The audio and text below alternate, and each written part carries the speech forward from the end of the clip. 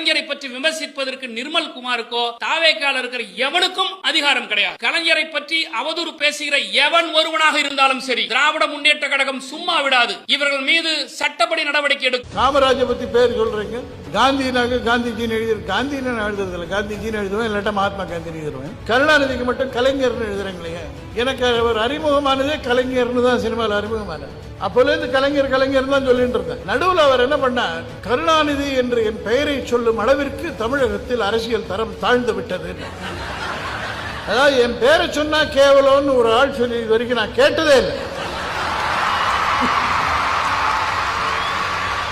கருணாநிதினு எழுதினா ரொம்ப தரந்தாழ்ந்த ஃபெலோ அப்படின்னு. சரி, தரந்தாழ்ந்து இருப்போம்னு தொடர்ந்து கருணாநிதினு எழுதின்றது. இப்போ அவரே சரி என்ன ஒன்றாலும் சொல்லிக்கிட்டோம், அதுவும் என் பேர் தானே அப்படின்னு கொஞ்ச நாள் கழிச்சு புரிஞ்சு போச்சு. அவர் கொஞ்சம் லேட்டாக இருந்தவர், அவ்வளோதான்.